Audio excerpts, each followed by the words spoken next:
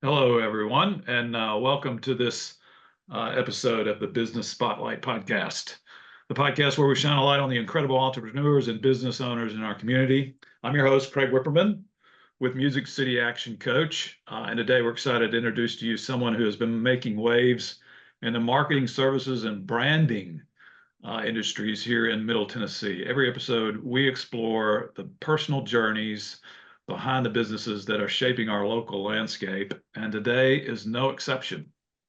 In this episode, we're sitting down with Jonathan Pendergrass, co-founder of the Apostle Company and marketing services in Franklin, Tennessee. He also serves as Chief Creative Officer of 10 Boom Coffee Roasters, also located in Franklin. We'll dive into Jonathan's entrepreneurial journey, the challenges he's faced, and the successes he's celebrated. Whether you're a fellow entrepreneur, an aspiring business owner, or simply someone who loves to support local businesses, this conversation is sure to inspire and inform. So without any further ado, let me introduce Jonathan Pendergrass. Jonathan, how you doing today? Doing good. How are you, Craig? I'm fantastic, man. Great to talk to you. Great to have you on the show. Yeah, glad to be here. Yeah, so tell us a little bit about Apostle Company and 10 Boom Roasters and a little bit how you kind of found yourself into this creative space of branding and marketing. Absolutely. So I guess to explain that, we'll have to go back a little bit. So I worked for fresh out of college. I got a job kind of working as a personal assistant for a creative in the Berry Hill area, for those of you who are in Nashville. And kind of learned, well, really all of the things that you shouldn't do in business and how to not run a creative organization. But it was really, really great in my formative years to kind of work under someone who is wildly creative. So yeah, but Apostle has been it's had many different forms, different iterations over the past couple of years. And today we primarily focus on it's I guess a more of a broad brush approach to what our niche is, but we believe that there's certain businesses that when they are successful, the world becomes a better place as a result. And so, we want to work with those particular entrepreneurs, those organizations to help build them up and help them tell their stories, create that meaningful differentiation in the marketplace. Just to do all the things that we can do to see them become as successful as possible. That's interesting. So there are certain organizations that make the world a better place. I wish I could quote you exactly, but it's almost as if you guys are like looking for specific customers and clients. Is that how that works? Yeah, I mean, with anyone, right? Like I want to enjoy the folks that I'm doing business with and doing work with. But to take that a little bit further, the CEOs of these organizations, or the entrepreneurs, they all started with this dream. They have this big lofty goal. And I love to be able to see them live that out. But they also there's this almost force multiplied effect of a successful organization. And that's the employees and the folks who work for that organization, and helping these entrepreneurs, these CEOs kind of create a culture that makes the world a better place. So it starts internally, right? Mm-hmm. What is that internal culture? And then through that internal culture, how can you create greater impact in the world? Yeah, awesome.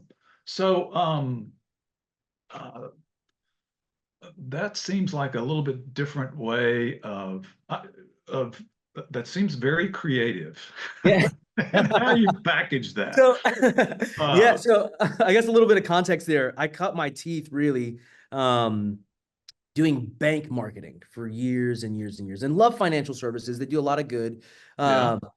But I guess for a while there, it started to feel like the work that we're doing, or the work that I'm doing, is really just making the shareholders Mm. of billion-dollar organizations just wealthier.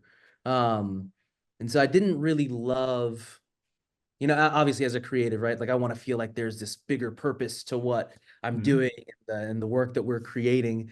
And so I was like, well, how can I do that? How can I accomplish that feeling of of purpose. And it really comes down to building that relationship with these CEOs, with these entrepreneurs as they're trying to create impact. Hmm. And so how do you come across your clients? I mean, how does, or give me an example of a client maybe you've worked with. I don't know if you can get specific with it, but Yeah. maybe you can share how that happens. Yeah, so it's a perfect example. I got introduced to um, a gentleman by the name of Josh Smith not too long ago, and he has this amazing organization called Epic Will, and their entire heartbeat was to, serve the orphan and widow, right? Hmm. But how do they go about that? In the most practical way possible, which was by selling wills online and then making them free for the folks who needed them. And Hmm. so right there's this level of like social impact and kind of helping out the least of these, if you will.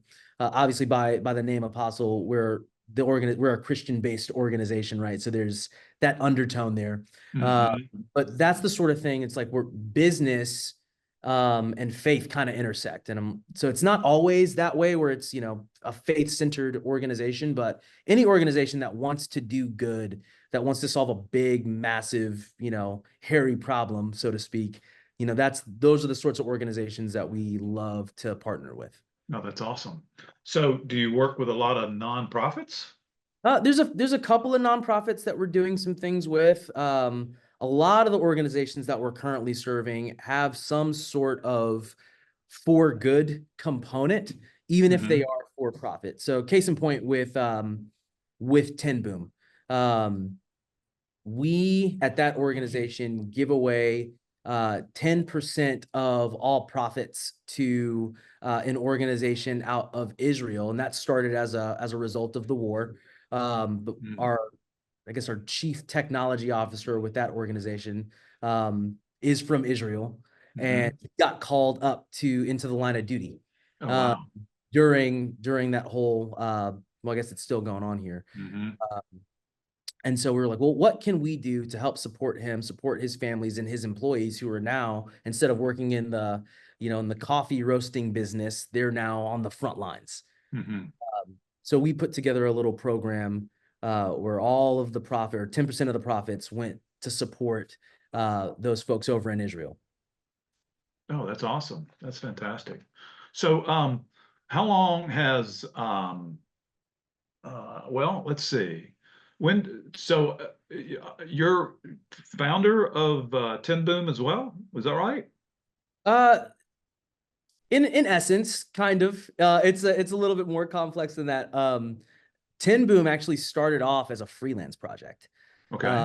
so the CEO of Tin Boom originally came to me and was just like, "Hey, I need help, kind of articulating this vision.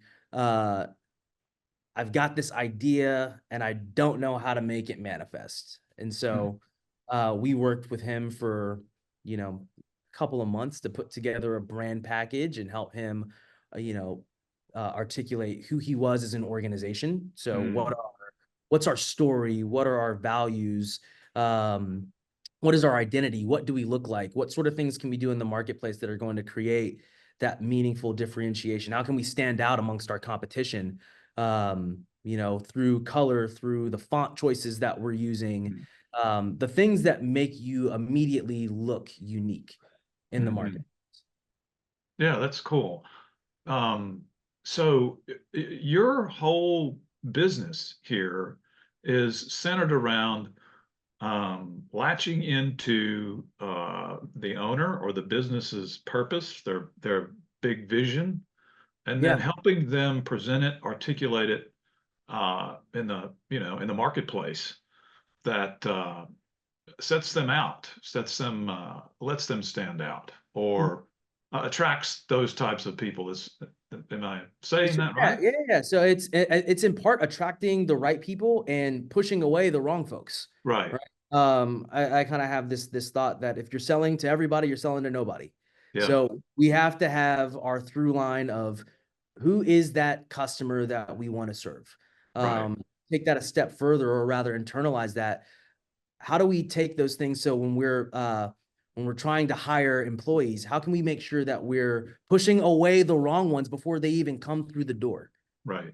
because it's obviously, it's more expensive to fire and retrain new employees and to start that hiring process when you don't have the right culture fit. So how can we create that culture and articulate it from the outset so that we're always bringing in the right people, so that we're retaining top talent, so that we can ultimately push our goals forward as an organization. And I haven't Right, found anything that does that better than building a strong brand.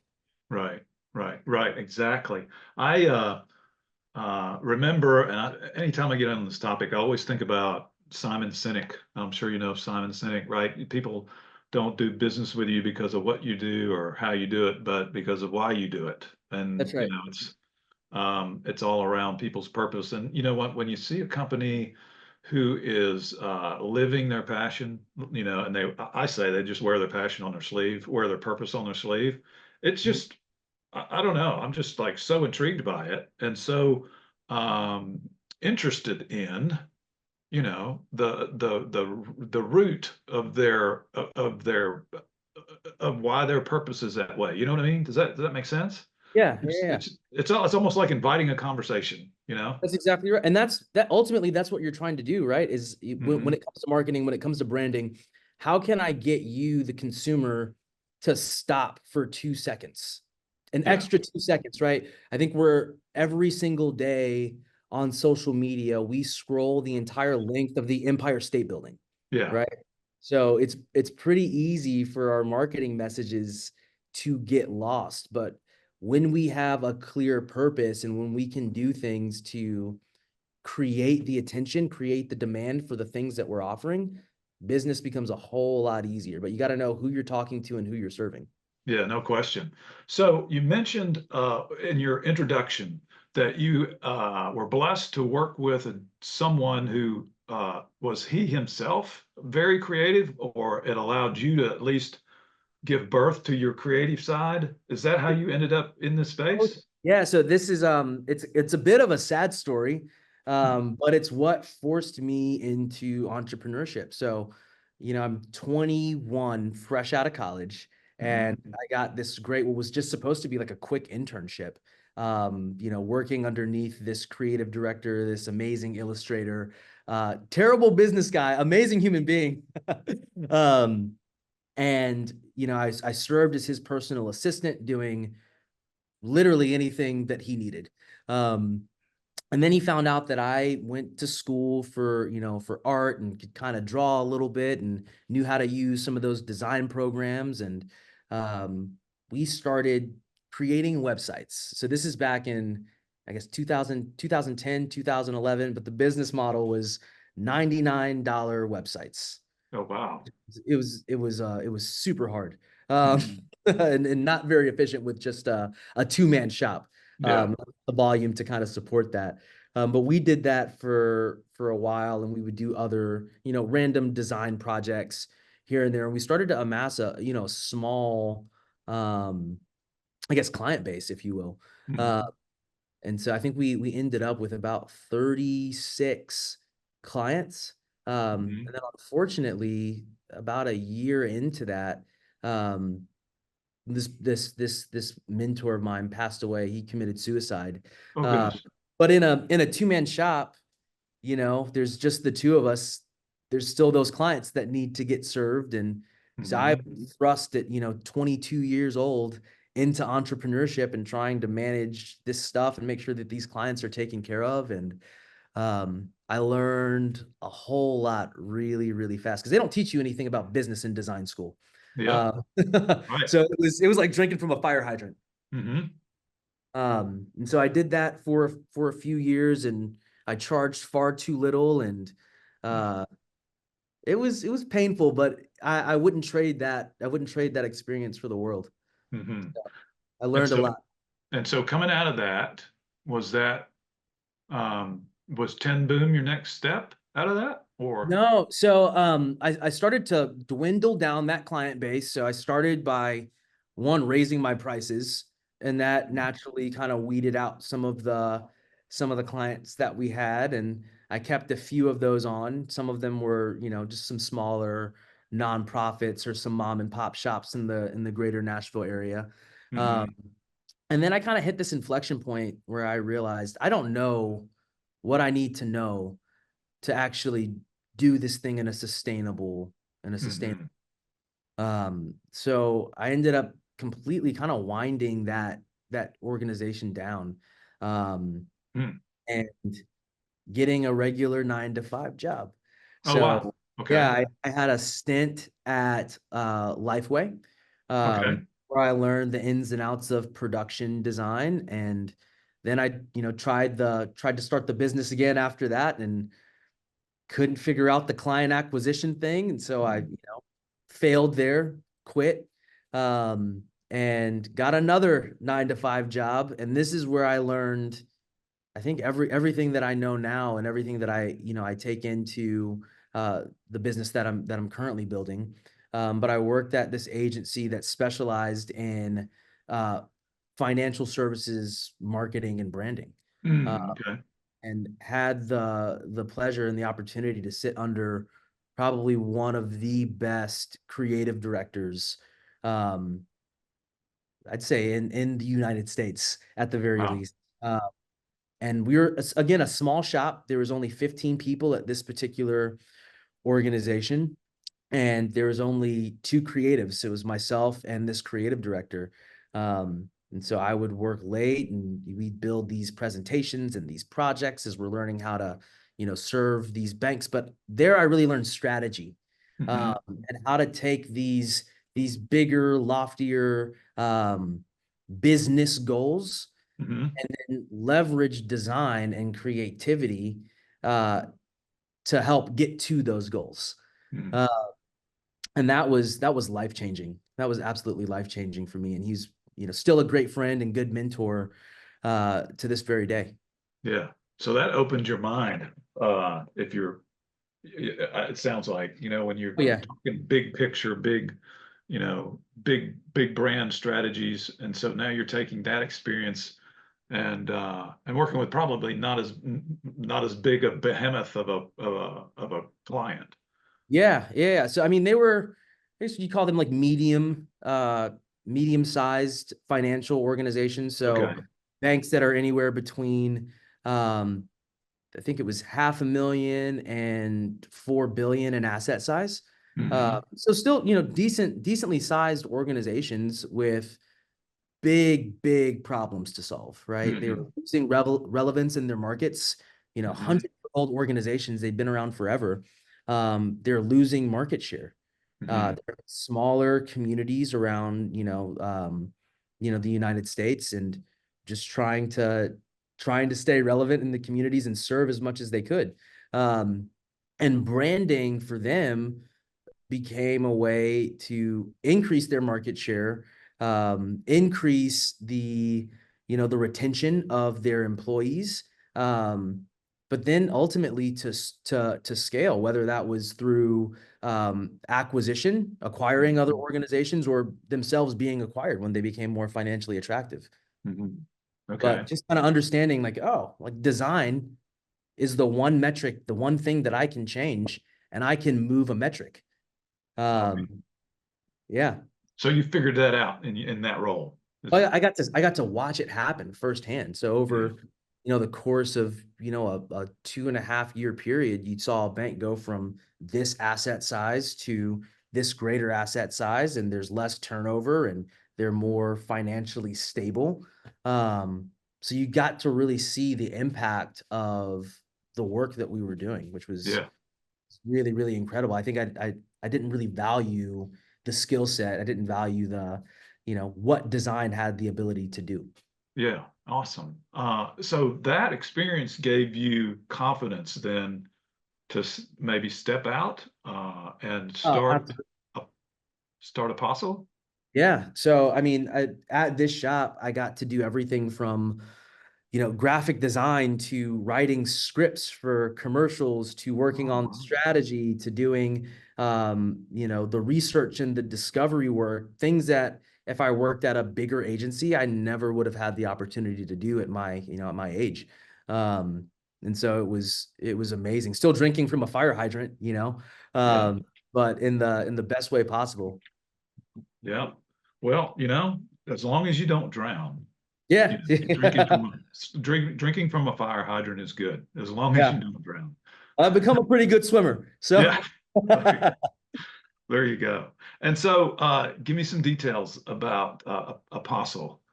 Is it called the Apostle Company or just Apostle Company? Or is that, am I being too, yeah, no. We're somewhat in a, I guess you wouldn't call it a transition, but going from, Apostle Company to Apostle Creative House. oh, Uh, okay. yeah, and that's just because we're realizing some of the things that we do, well, they're creative in nature, obviously, from the strategy to the execution of it to the deployment of the marketing. But it's a little bit bigger.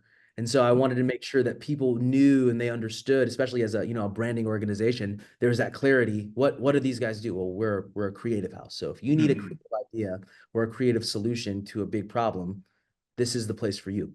Mhm. So, um, how do you engage with a customer? There's someone who's heard about their service, they got referred to you, or they're in a place of need. And then what's it look like? What's the sales process look like? Yeah.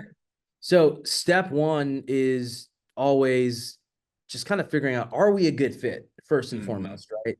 Do you like us? Do we like you?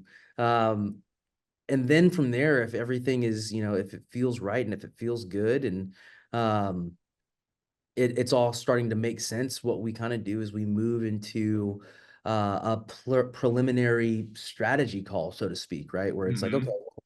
what is this problem? What sort of issues are you having? And from there, we move into what's called a discovery. Hmm.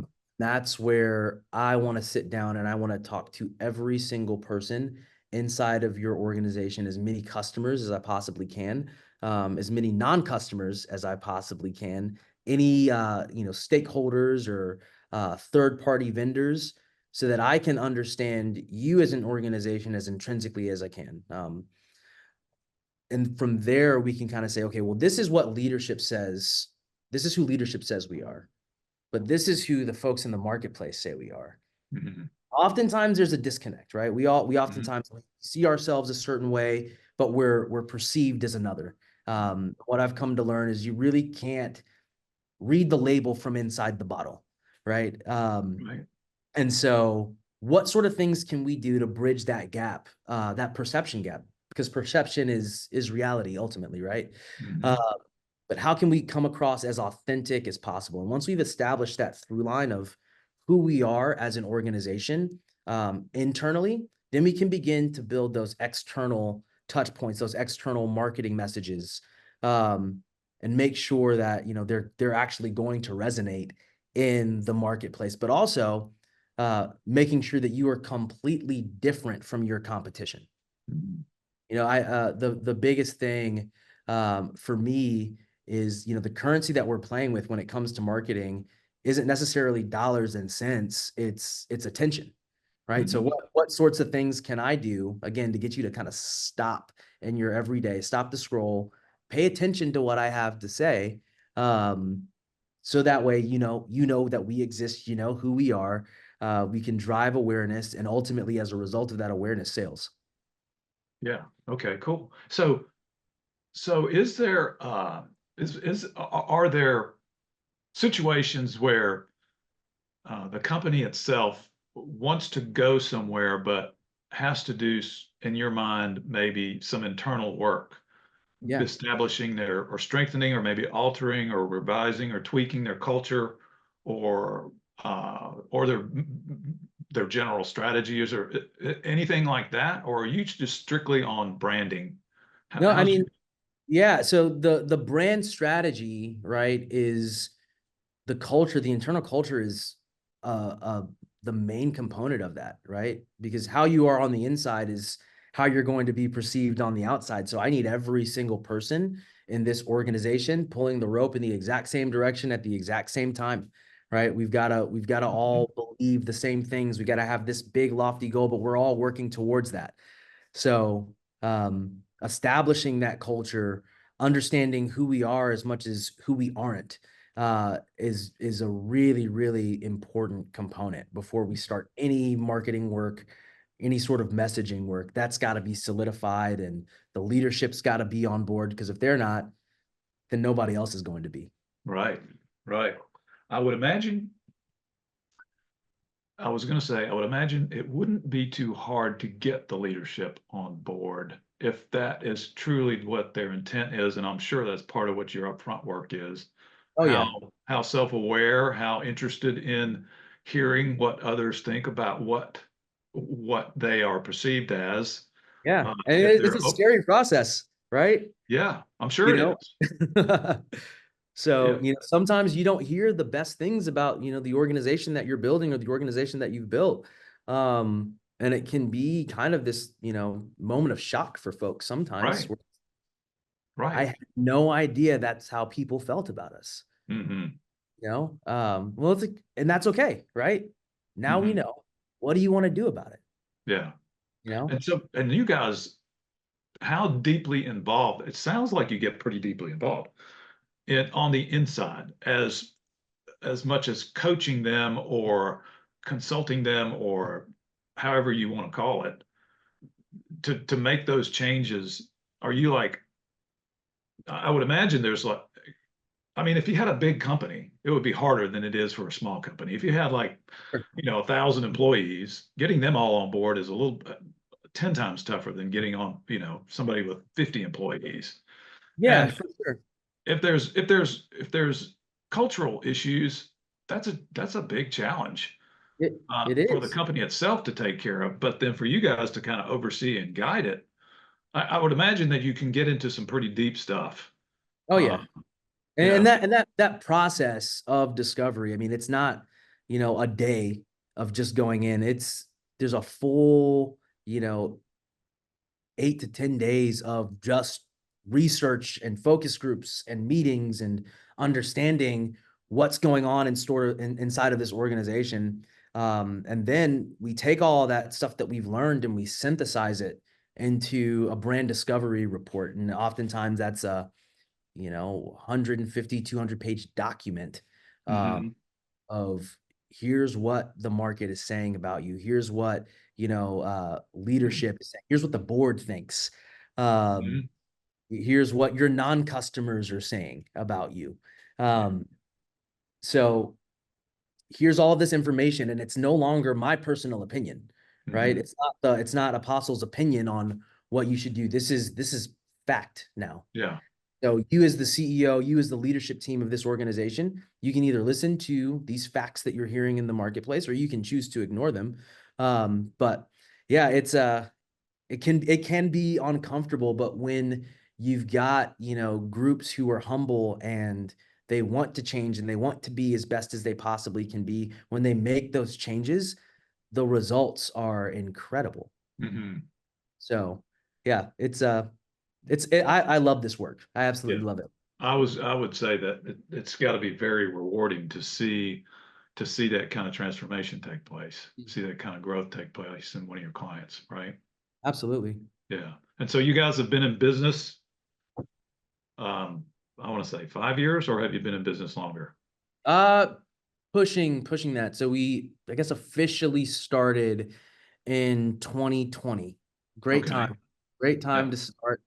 Um, so we started small. We did a couple of, coffee shops here and there, and, just smaller overall organizations. And then we've done some partnerships with asset management companies and things of that nature. Still trying to stay in that financial lane as much as I can, because, it's familiar, right? Hmm.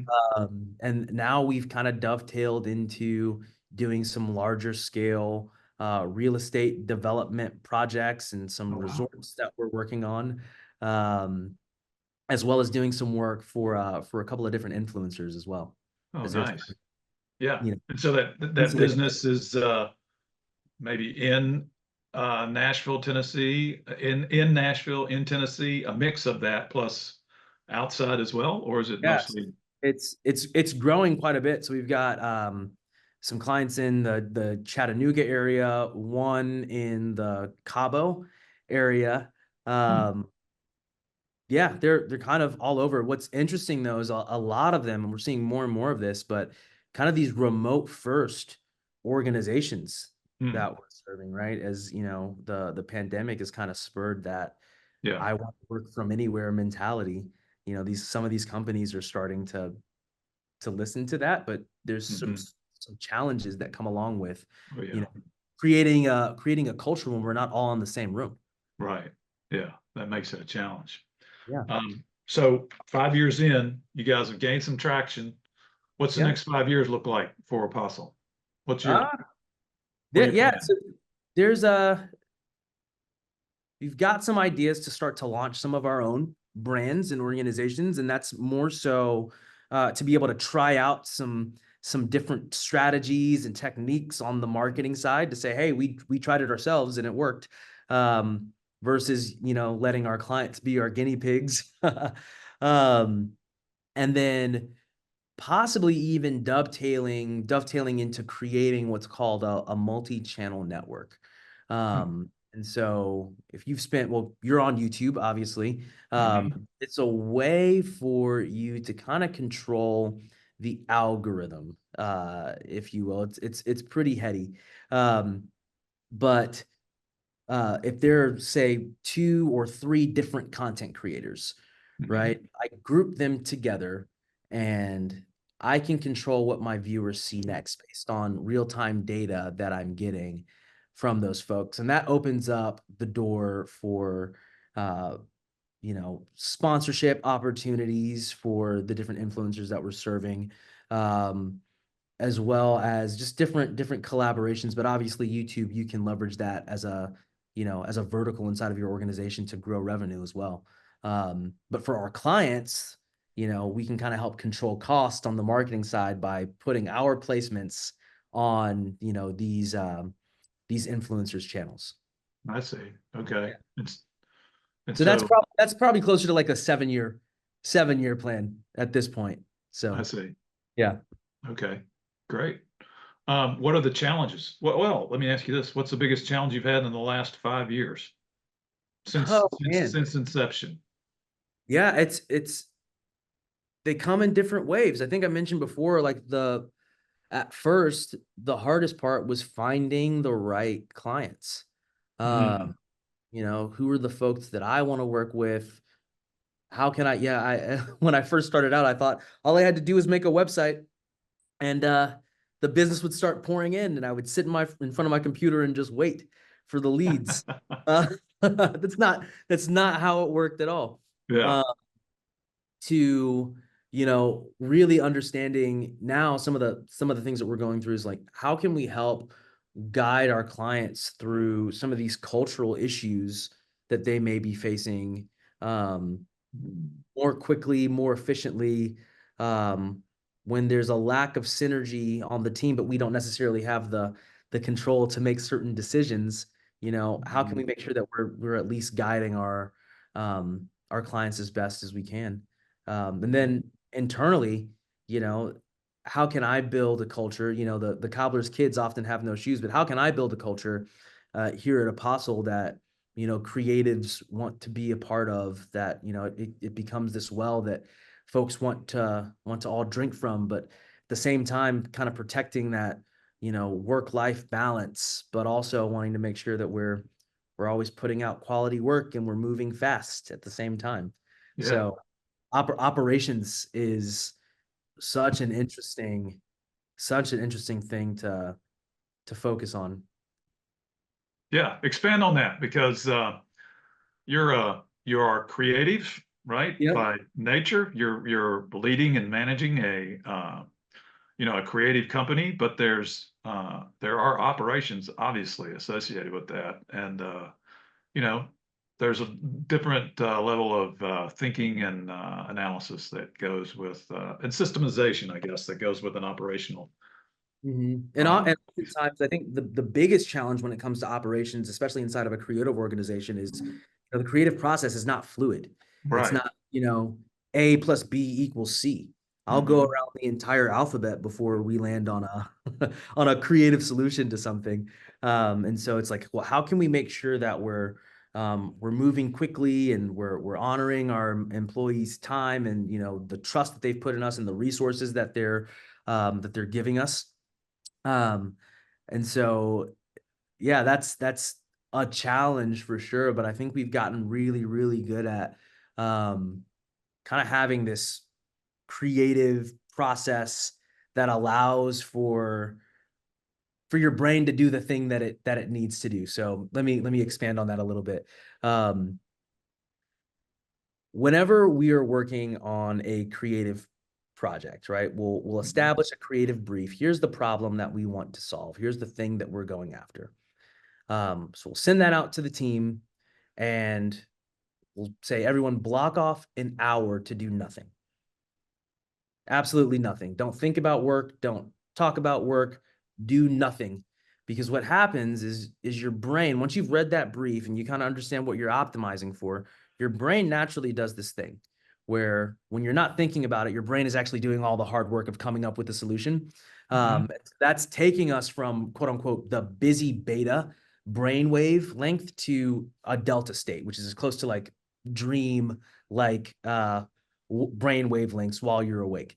And in that process, we've seen some of the most creative and interesting ideas. But it's counterintuitive to business, right? It's like, oh, well, if you're sitting around and you're doing nothing, well, you're not being productive. How do how are we supposed to make money? Yeah. But that's been a technique that I've used at at the financial organization that I was working with, and it's served me really, really well over the years. Yeah. I used to joke because we had some guys that worked with us, or worked for me, and one guy in particular who was a really smart guy, and you'd present him with a challenge, and he's like, "Well, we can't do that." Yeah.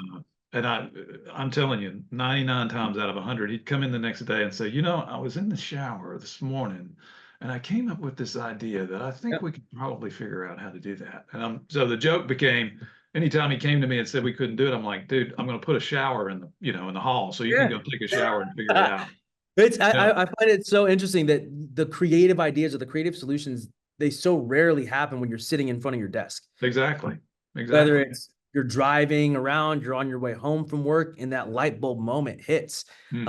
For an organization that we get paid for having light bulb moments, we've got to figure out a system by which we can orchestrate this over and over and over again and have that be a repeatable thing. Yeah. So while it's counterintuitive, it works. Yeah. Yeah. Well, good on you, man. That's commendable, I mean, you're in the space, you have to figure that out. And you've got to provide that time for your folks to, come up with those creative ideas. But so let's see. I got a few questions here more to ask you. Tell me if you had to do things, if you had the opportunity to go back from square one, and you're a young guy, you've only so you've got a long journey to go, but you've the entrepreneurial journey is full of making mistakes and then retracting and say, okay, that didn't work. Well, let's do it this way. Well, that doesn't work. Well, let's tweak this. And, oh, okay, we're getting traction here. But if you had to do it over again from this point, is there anything you'd change? Yeah. I would, and this may sound weird, I would try to fail even faster. Yeah. I think it's through, and with certain personality types, but with me, I always find something that I'm like, on the back end of a failure, I was like, man, well, if I would have done that different, I wonder what the outcome would have been. And so I think the faster that I can fail, the quicker I can do that. Obviously in the safest possible environment, but that would just maybe push me a little bit further along than I am today. I don't know. Maybe I'd be in the exact same place. But I think, failing faster would help me build more confidence, which that may sound counterintuitive, but, at least I would know what not to do.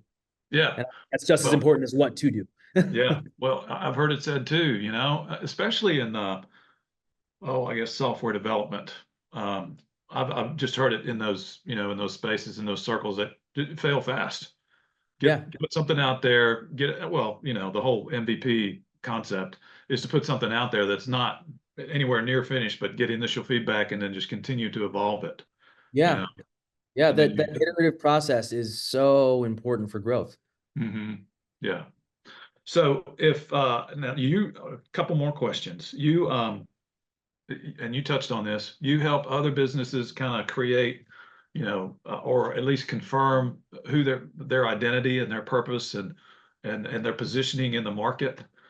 What is what's Apostle's big vision, bigger than life purpose?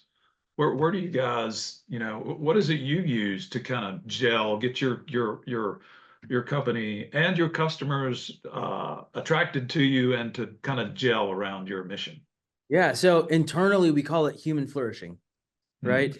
Mhm. What sort of things can we do that is not only going to set that organization up for success and to flourish and to thrive, but the employees of that organization to the customers that they serve. This entire organization was kind of built around the idea of being an apostle, right? Or Mhm. creating believers in an organization, right? I believe in what this mission, I believe in what this company is doing. And Mhm. so anywhere where we can support your mission um, of helping you get from point A to point B, I just love to see folks, succeed. And the bigger and the scarier, the more audacious that goal, for me, the better, because it forces you to think a little bit differently, to think a little bit bigger. There's this idea. In fact, it's a book even, but 2x is harder than 10, Yeah, I've seen right? it. Yeah. And I just recently finished that not too long ago, and I love when you've got an entrepreneur or a CEO who's like, yeah, I want to be $1 billion organization within the next, 5 years. And I'm like, Hmm. most folks would say, well, that's probably impossible. But I would love to say, okay, well, awesome. What are we going to have to do differently from this point on for you to get there? Hmm. What sort of things do we need to change? What do we need to streamline as far as our communication internally? Um, but how can I support you in getting there? Hmm. Yeah, So, yeah. indeed. Perfect. So my last question for you, tell me either a recent book, and you just identified one book, but tell me either a recent book that you've read that you wish you had read earlier in your Hmm. life, or one that you read a long time ago that's continued to be a bedrock for you. Yeah. There's a couple. The first one that I wish I would have known about sooner is the Win Without Pitching Manifesto. Hmm. Uh, and it's this idea, oftentimes, when you're cranking out a proposal, that's a massive time suck on the entire organization and all the different folks who are needing to work on certain things, and it takes a lot of time.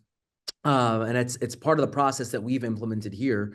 But the idea that I can get to understand what your problems are, get you super excited about the solutions, and then execute on the solution Hmm. without putting together a traditional formalized, 20-page proposal. Hmm. Uh, and once we started implementing that, that's kind of when things started to take off and to move, and we were able to build traction. Oddly enough, that is the second book that I would recommend. It's the Entrepreneur Operating System. Okay. Uh, Oh yeah. Hmm. yeah, and that I wish I would have learned about sooner, because there's parts of the brand creation, brand architecture process where the nuggets found in that book are wildly helpful. Hmm. In fact, it's one of those that I recommend to all of my the entrepreneur clients that I've got who are Hmm. just trying to figure out how to go from A to B. It's Yeah, right. Very it's practical. systems. Yeah, Traction, EOS and is the name of the organization, I guess, but Traction is the name of the book. And I think there's probably a few books that are out in that series. Mhm. Awesome. That's great. Well, thanks. You know what, Jonathan, it's been a very pleasant conversation with you, friend. Oh, You- likewise. yeah, I really appreciate you being on the show here. It's been enlightening to me, educational for me, and I love learning about businesses that are in the community. And I wish you the best of luck.